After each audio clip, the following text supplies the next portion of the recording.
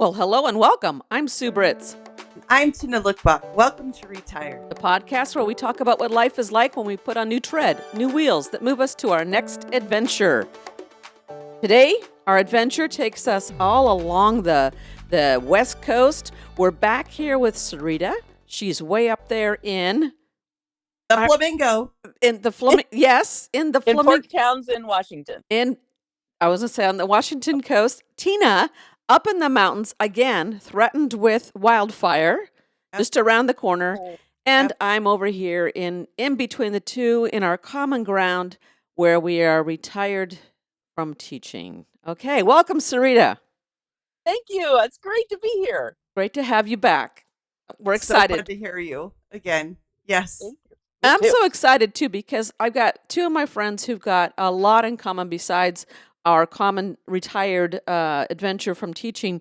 These two ladies are amazing. They've started their own businesses, and that's what we'd like to dig into today. So I just want to say, and Sue represents one part of retired, which is she is retired. And Sarita and I are retiring and not truly retired in our retirement. So, like the working aspect, you're still Correct. Yes. Okay, we got it. Sarita had a very confused look on her face, and I'm sure our listeners did too. So I am loving retirement. Even though it's not retirement, right? well, in a way, you get to take something that you love and have passion about and turn it maybe into something, but the pressure's not there to do it so much. The pressure as far as making money, it's there, it's good, it's a thing, but we can all use it. But at least I do have a retirement and I can, muddle along. all right. So, Sarita, tell us about what you're working in. You're working in genealogy and ancestry research. Well, I've had two of my big passions throughout my life have been genealogical research. I've been doing it for about 30 years. My grandfather got me interested in it when I was a child. And he told me that we were direct descendants from the William Brewster on the Mayflower. And I sort of ignored him because I was a kid. But then when I got to be a young adult and I was teaching fourth grade, I got a little more interested in it. And one day he pulled out the family Bible and he said, "This woman, Joanna Christopher Starr, is our lead to the Mayflower." And I had a friend who was into genealogy, and I said to her, "Hey, let's stop at the county library here and see how I'm connected to." She goes, "You can't walk into the county library and find your genealogical connection to that." And we walked in, and she says, I pulled a book off the shelf, opened up to the page that had Joanna Christopher Starr, and instantly traced my family back to William Brewster. Stop. So when you hear about these historical things when you're growing up, you're like, yeah. But as soon as you find your own personal connection to it, I could not get enough information about the Mayflower. And suddenly I wanted to know everything about those lives of those people, and particularly the women. And it just got me hooked. So I started tracing, and then later, many years later, I started trying to discover the lineage of my mother, who was adopted in Manhattan in 1940. So I spent 3 years on her adoptive story, and it was quite a twisted story. She got a call when she was an adult from someone who said that her biological mother had died. Supposedly he was a lawyer, but we don't think he was. And that she had left $50 in her will, and that her name was Anna Marie Wright. So I spent about 3 years searching for an Anna Marie Wright in the area who could possibly be who it is. And the person who called also said Anna Marie Wright was an accomplished pianist. And my mother was an accomplished pianist. She went to UCLA to major in piano. So we thought that was super interesting with the genetic thing. So I get my DNA done. I find out I'm 24% Polish, which I had no idea. So I get my mom's done, find out she's 50% Polish. And then all of my mom's matches fall neatly into two piles, English ones and Polish ones. And then a little technical, I was lucky that I was able to get an X match that told me that my mom's Polish line was her paternal line, and the English line was her maternal line. So to fast forward through the story, I get all these weird messages, all these weird connections, but some very high matches to these people who are in this English group who are connected to Buckland.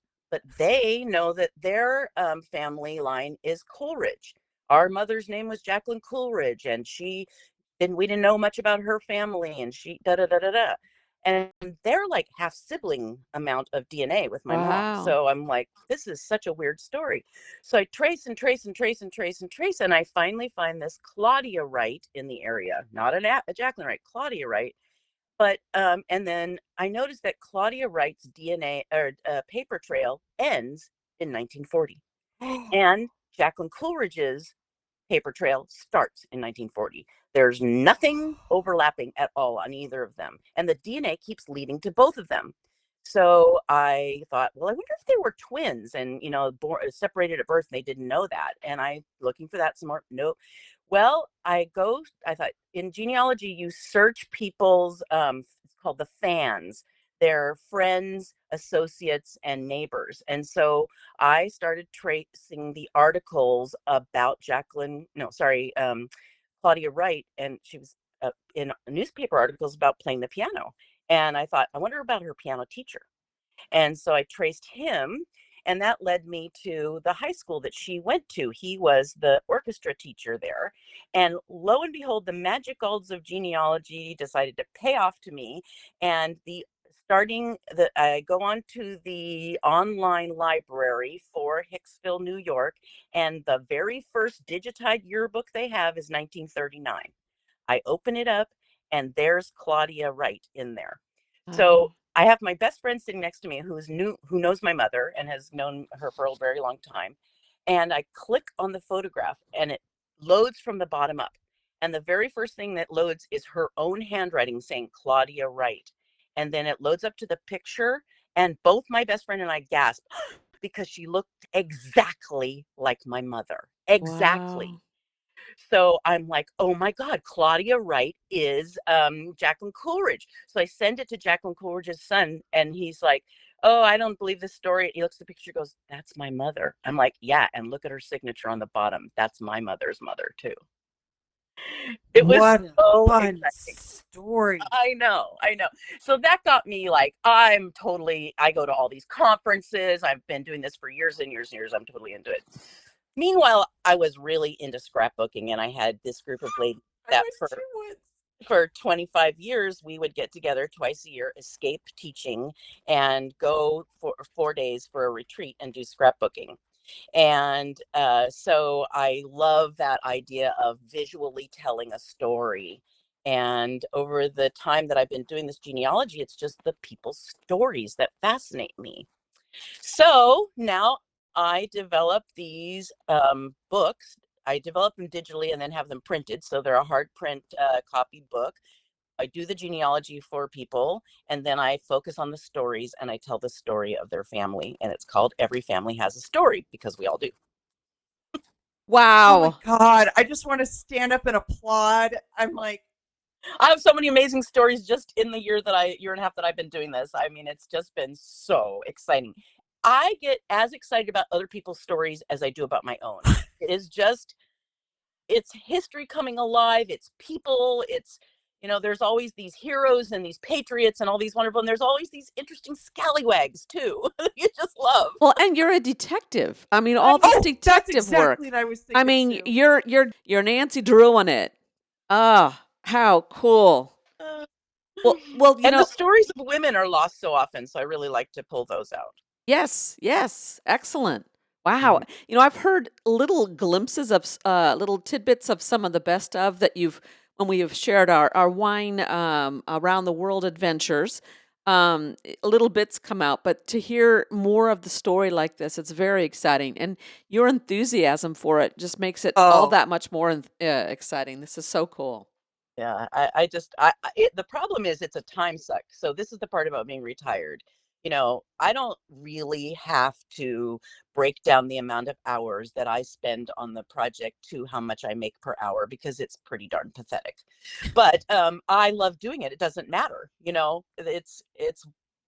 my family is like, hello, you coming up for air anytime? But the rest of that, I love the research.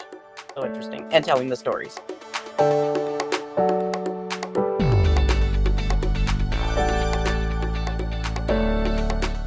As you were talking, Tina was over there jumping in her seat because she's like, "Oh, I went to these scrapbooking retreats and everything too." So it's funny the guys didn't cross paths at one point. I know, yeah.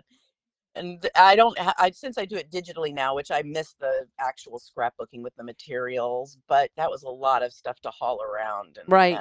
Well, and and times have changed, so Well, my question to you is, when did the light switch come on for you? Like, I could do this and make money. That's a great question. I actually didn't have any interest in turning my passions into money-making sources because it kind of ruins it. And I was worried it would ruin it, that it would make it like, this is a business and this is about somebody else. And I want to keep this my hobby and passion. But a friend of my partner, Claudia, was talking about his family and was saying that he really wanted someone to do the research. And she said, "Oh my God, Sarita could do this for you. Let's talk to her." And his story turned out to be, so I agreed to do one for him. And I had no intention of charging him, and I was just gonna, do the research for him. And then it was such interesting stories. I thought, let me get this down in a hard copy of something for him to have his hands on. And he knew that his grandfather had been a sea captain in Maine. But what I found out was his father's father was a sea captain in Maine, and his father's father's father was, and in fact, his great great great something grandfather had 12 children, and 9 of them were men, and they all became master sea captains. And 2 of his 3 daughters married master sea captains. It was in their family blood. And this yeah. man is he could be a master sea captain in the way he is. And in fact, after I finished the project, he insisted on paying me and pulled me aside and said, "You need to do this for other people, and you need to make this a money source for you." And I'm like, well, I'm not interested in the money, but I am interested in helping other people find this. And then, okay, money doesn't hurt.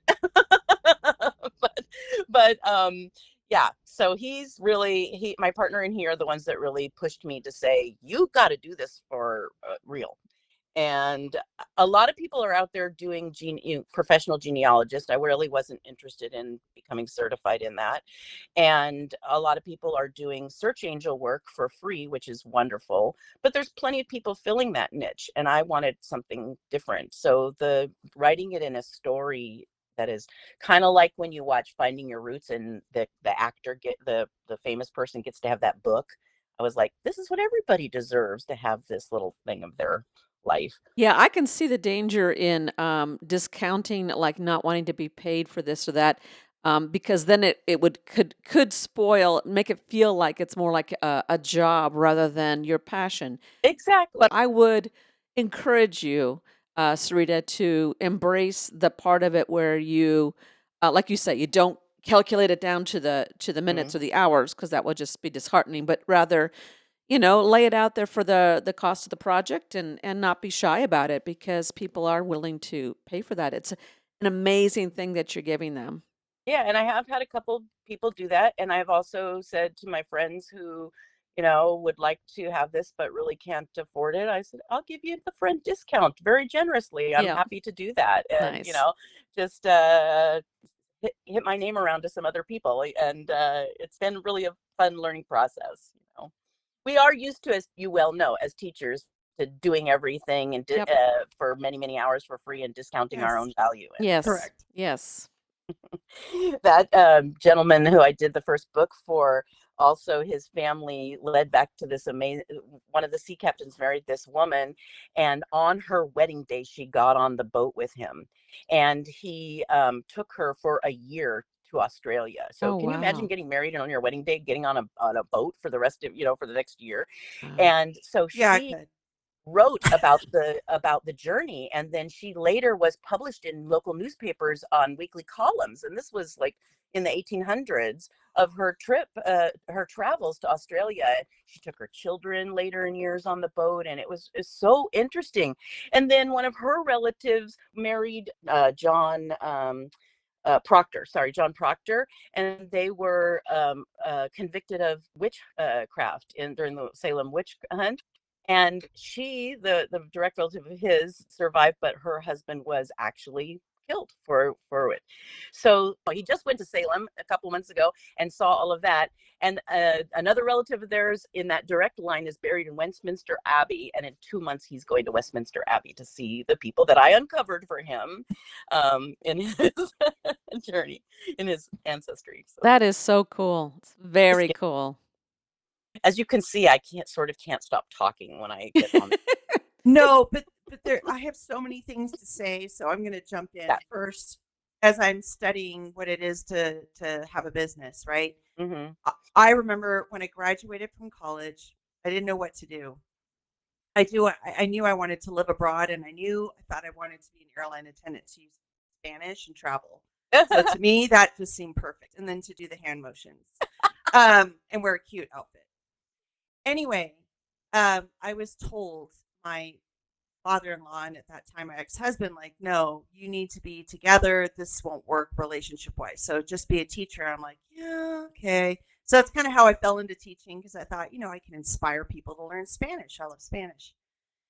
So I always thought and said, and this is with my outlaws, I really believe that you can have a job that you love and get paid for it. I'm sure of this. And he's like, no. You just need a job and then enjoy your life after you're done working. And in my soul, I've always felt that is just not true. And that is where I'm coming back to myself now, because what I'm creating in my business world is all the things that light me up. I saw you light up, and it is your enthusiasm then that is going to pull people like me. Like, I can hardly stand it. Like, I've got to talk to this woman. Like, I've got to do this thing. And so, yes, you are living proof that when you find the thing you actually really love, not what somebody's told you to, not that you partially think is adaptable, that's your thing. This is your thing. And so I just want to say thank you, because I think you're living proof of all the things I've been reading, that when you find the passion, you hit the flow, and this is your thing. And everyone will tell you, this is your thing, and this is your thing. Well, what I love about it also is that teaching was my thing too. I literally loved teaching. I loved it. Of course, we've talked about all the troubles that developed into that here, but I loved it. And I have been able to connect so many things. To jump in with another quick little story is that I taught fourth grade for the first half of my career. And of course, we studied California history. And I was working on a book for a client. And it turned out, unbeknownst to her or anybody, she's the 6th direct great-granddaughter of Camille Yanita, who was the last Miwok leader of the Ulampali tribe in Marin. And she's direct, and I have all the documentation to show that she's a direct. It's 6 generations, 6th grandfather up. So there's a state park in Marin on his land, and his home is there. And it's a adobe and mostly destroyed, but what's left of his home is there. So I took her there, and we got to spend the day, and it was just so exciting. And I had been teaching for years in fourth grade about, it turns out he got that land because he signed a treaty with Mariano Vallejo, and he's the only person who lived in Alta California who was ever granted a Mexican land grant. And so that's what that land was. And it was all the stuff I had been teaching about for years. And now it's part of this family. No, I was say it's amazing, and as you were talking, Tina, you're right. Sarita definitely has a passion for this, but I also know this about her is she's got passions for so many things, and that's the beautiful thing of what I think the three of us share in common is that we're not unidimensional. We are so multidimensional.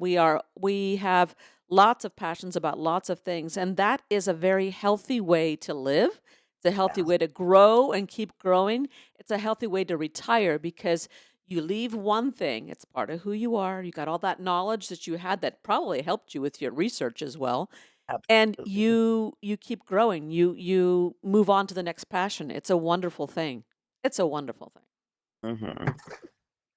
It is a wonderful thing. I look at it as, speaking of stories, right? First, I want to also say I realize we're all into history. And it's funny because everything just ties back to that. And that's the thing that I enjoyed the most to teach. Like, let's put everything around the history unit, like including math. I mean, like anything. But the story, like when you said it, Sue, and you, Sarita, it's a chapter. And the book keeps building. It doesn't end until we're dead. So, and I think that's where we all see this thing. It's like all these possibilities, and it's like, okay, next chapter, like Sue. Yeah, go ahead. It doesn't end when we die. No, because it's on to the next generation. So it's never. That's beautiful. Oh, now I'm gonna cry. That's so nice. Well, it's true. Yeah, I like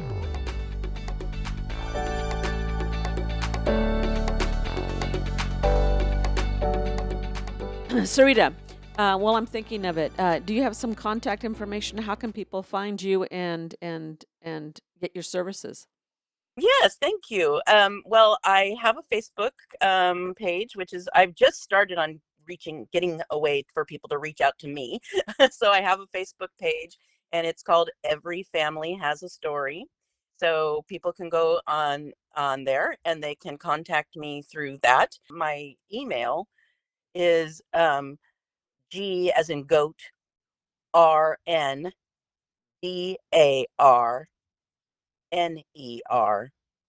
at outlook.com. And I'm totally reachable that way. All right, so let me do that. GRNDARNER. That's right. That's a green darner butterfly with the E's taken out. Ooh, okay. And Not why? a butterfly, sorry. Green darner dragonfly. And why a green darner butterfly? because they're so cool. Green darner dragonfly. That's a whole nother story. Are those big, fat, juicy ones, right? The really big ones? Yeah, the beautiful one. Dragonflies start their lives as one organism in the water, and their environment that they live in is in the water, and they can't leave until they emerge out as their adult stage, and then they fly into the sky, and they can never come back to the water, underwater, to live. And when I came out as a lesbian, it was a perfect metaphor for my experience, because I lived a perfectly wonderful environment as a straight person, and now I'm living a perfectly wonderful person in the environment as a lesbian, and I love it. Beautiful story, Sarita. Sarita, can we have you back on? We gotta do this again. There's so much. I'm just a regular person like everybody else. Everybody has a story. It's so true. And that's the point of all of this. You've got this. We're doing the same thing. Is that we're just regular people, regular voices, and we are. And each one of us is amazing and wonderful and special. Yes. And I would tell my students this too. You're special, just like everyone else. Is too. Everybody is. Yes.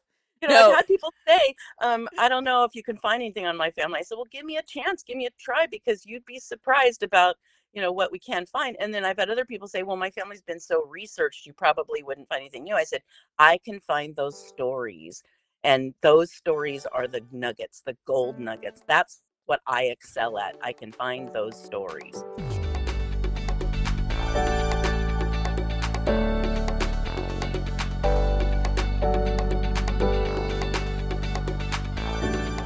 So there are two things I wanted to say. So first, as I'm trying this business to get us to Cuba, one of the branches of it is to take Cuban Americans and go find their families in Cuba that they have not seen. And I've talked about it before with Sue and on the air, but many Cuban Americans are against it.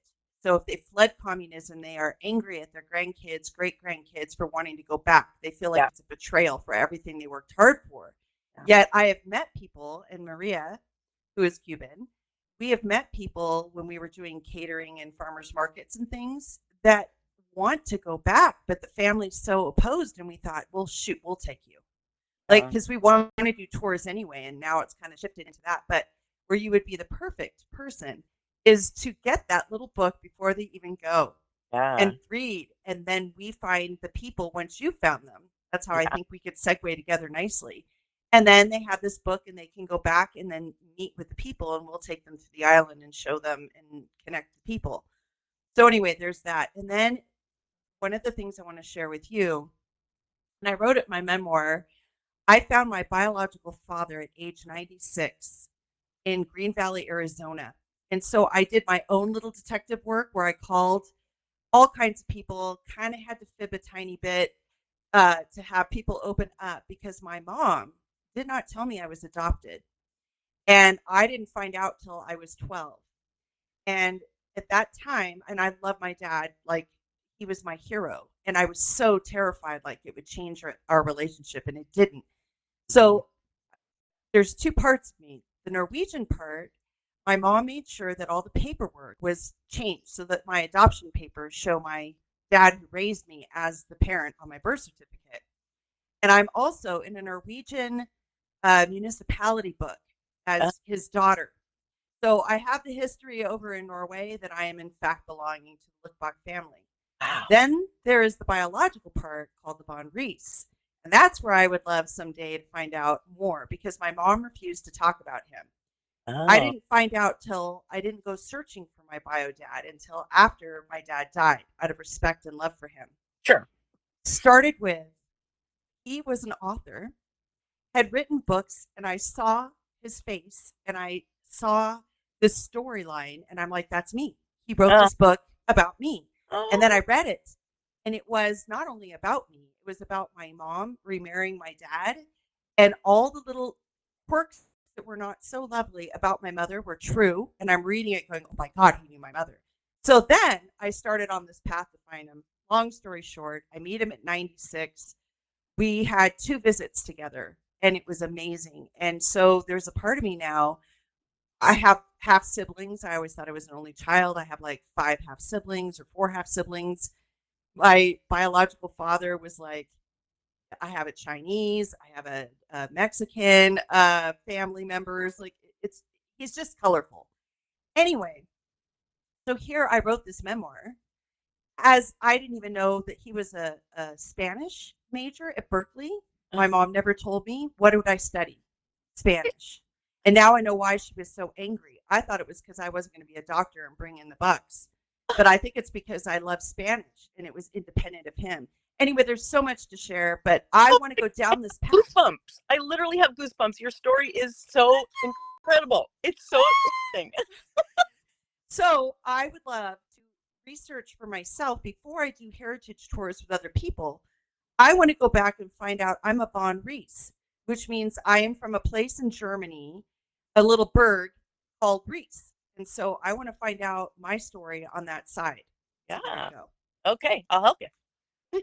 Well, here's the other thing I'm hearing and just listening to your story, Tina, and yours as well, Sarita, and then the people you encountered is the power of our blood, our heritage, independent of anything else.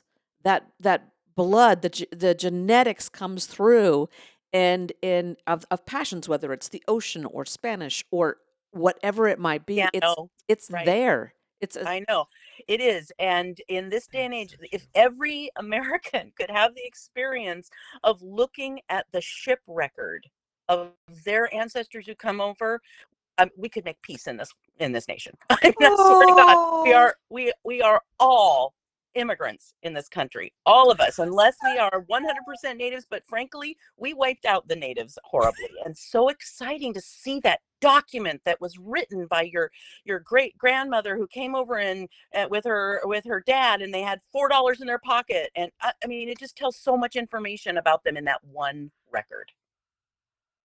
It's really amazing. exciting. That's wonderful. Sarita, thank you again for joining Oh, us. I think we need to um, continue. There's too many common threads here. We need to keep have another conversation. But thank you so much for joining us today.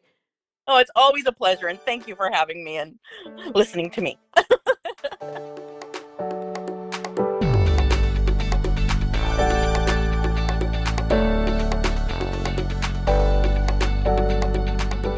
Thanks for listening. Now let's pack up this week's episode in the trunk. ride shotgun and be a part of our adventure by clicking on the plus sign to subscribe and follow our show. This will help our ratings and, more importantly, inspire us to keep creating fun and engaging content. We would love to hear from you in the comments sections or email us at retiredpodcastnewtread@gmail.com.